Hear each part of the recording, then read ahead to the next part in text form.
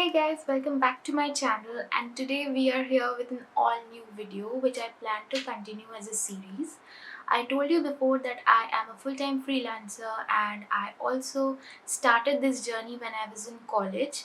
At that time I had no idea I was going to become a full-time freelancer, but later on I realized that it's a really good career path if you can proceed the right way.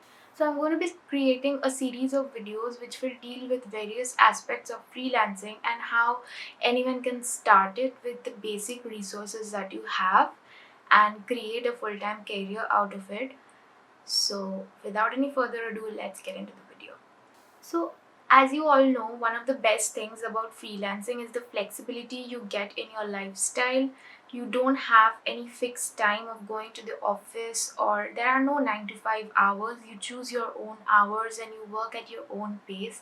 So, there are tons of benefits, but I'm not going to go into that because this video is all about how you can start freelancing in 2020.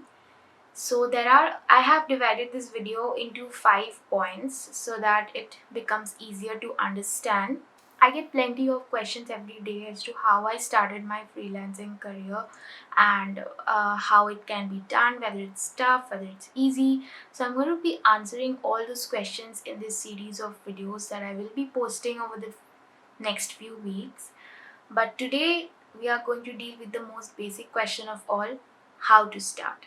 So before we move on to the 5 points that I want to discuss, something that I want to tell you guys is that if you want to become a freelancer, you have to understand that you definitely have to provide some time to it. Like, you cannot expect to make money without even giving proper time. If you are a student or if you are working at a full-time job, you still have to make time for freelancing. Money will not come like that. You have to give your effort, and there are different ways in which you can freelance. Like, you can be a writer. I am a freelance writer and marketing consultant, so you can do various things and we'll come to it in a bit. The first point that we are going to discuss in this video is that you have to have definite goals. Without goals, you might start, but then you'll get stuck at a certain point.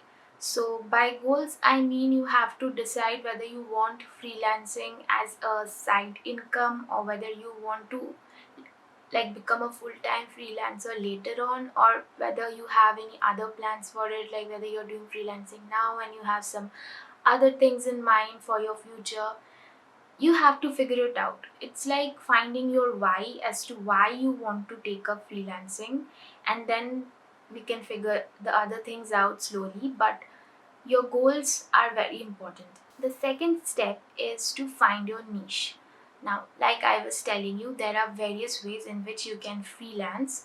So there is writing, there is web development, graphic design, bookkeeping. You can go into transcribing, and then there is virtual assistant. There are plenty of options over there. So you can basically do many things, and standing in 2020, I can tell you there are plenty other jobs that are starting. Oh yes, then there is online teaching, which is also very common.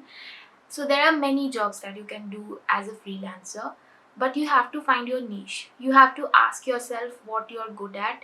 Like, everyone is good at something. If you are good at teaching, you can take up online teaching. If you have a knack for English and you like to write about different things and you have good creative skills, then you can go into content writing. Or if you are a web developer, you're working full time as a web developer, you can also freelance your services and see how it works for you. So there's another thing that you can do after you have figured out your niche. Let us say that you want to become a freelance web developer, then you can also open your own blog. It does not necessarily have to be a purchased domain. You can start a free blog and post blogs over there about web development and about your knowledge in this niche. So it will really put you out over there in the market, and you can also show that to your prospective clients and they'll come to know about your knowledge. So A blog is basically used to show how invaluable you are in this particular niche, and it will really serve you well later on. The third thing that you have to do is find clients. This is the most obvious thing, but yes, it's not that difficult and it's not so easy, because when you're just starting, you're just a beginner or a fresher, or if you are a student who is planning to do freelancing as a side income, it's not easy to find clients. You will not find them right away, because no one will come and walk up to you and offer you a job. You have to search for the job, and for that you have to, target your clients. So when you have figured out your niche, you know what type of clients you are looking for, and then you have to find them. And one thing that you can do as a beginner is that you can offer them a free trial. Suppose you are into content writing, then you can offer them a free trial of, say, 3 days. Don't stretch it for too long. But if you're a marketing consultant, or if you handle ads, as in Facebook ads and all those things, then you can offer them a 7-day trial where you will work for them for free, and they can judge you whether you are suitable for the job or not, and then they can hire you full time. So that's one way of doing it. But in those few days, like when you're providing the free trial, you have to provide value to the client. You have to show them that yes, you are the one among all others in this field, because the competition is really high. So you have to stand out of the crowd. So the next step is the pricing, which is like quite tricky. It's the part that we are all confused about when we're just starting, no matter what you do. So yeah, you should obviously start with doing some research into what others are charging for their services in your niche. So you can, just Google about it, and you'll get a lot of stuff where you can get an idea about what others are charging. Or if you know someone personally who's into this field, you can ask them about how they price themselves, because that's how you get an overall idea. But here's something that I would like to tell you from my personal experience. You should never charge yourself based on what others are charging. You can just ask them and get a rough idea, but then don't base your pricing entirely on that. You should price yourself based on the value you're providing to the client, on the value of your services, on the quality of work that you are delivering, because that is more important. The person that is charging, say, a certain amount of money for a certain project may not be as efficient as you, or maybe more qualified than you, so their charges might not be the same as yours. So, but at the end of the day, don't undervalue your services. Never do that. You do your research, and then you'll eventually figure out along the journey that what you should charge.